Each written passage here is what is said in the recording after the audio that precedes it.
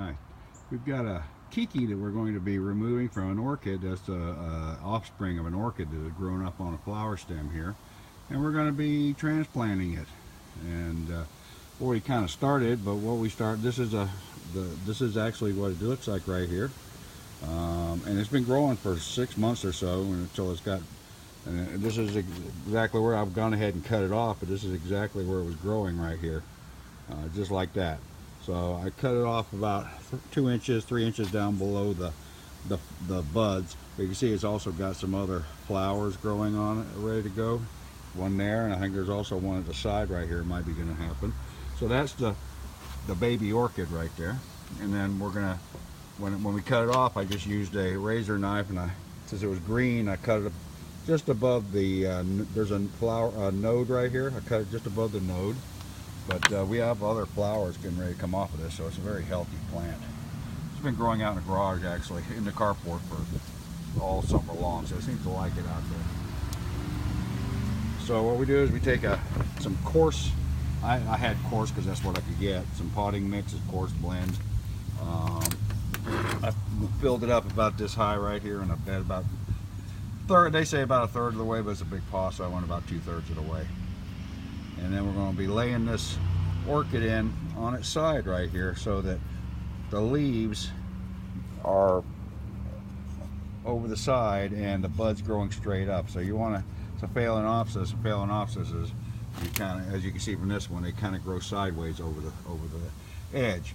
So we go ahead and we're moving some dirt. We'll move some of the brick out of the way here, some of the coarse mix rather, and get it so that the roots are down in there good, like so. I think that's a pretty good setup right here. Probably right there is a good one right there. And I'm gonna set this about right there, and I think that's a good setup right there. Now we're going to take more mix, and you can see it's just sitting in there with the roots down. Roots are very healthy, and we're going to kind of add a little bit of the mix down there and make sure it falls down inside around. It's not too tight, but you want it to, you know, kind of spilter down around the roots. It's similar to repotting a orchid. If you repot it, it will, you know, you clean your roots off, but this only has a couple of small roots on it. So there we go. Pretty simple operation, really. So now we've got the leaves are right up to the edge here, just below the edge of the pot, which is a good spot right here. And then we've got a flower spike coming up, and good sized leaves, and it shouldn't affect the growth of the other one too. Now sometimes I've taken these if it's real loose in there, but I think this is a good tight one. If it's real loose, I will actually take some clips that I've made up for rhizome clips, and we'll clip it down to the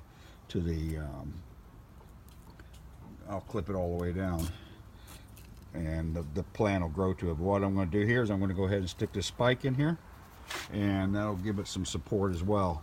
So if I come around here, these are just those little baby orchid clips, and that'll hold it together so it's locked in good. I'll give it a little bit of water, and we'll take it back inside for the winter now. And hopefully it should grow up exactly like this one. I think it's going to be white probably. So that was how we planted our Keiki, our baby orchid plant, baby orchid phalaenopsis. Good size. We'll hopefully give you an update on this as the time goes on. It gets bigger. Maybe you'll see what a flower spike looks like. This is Pete in Acworth, Georgia, signing off.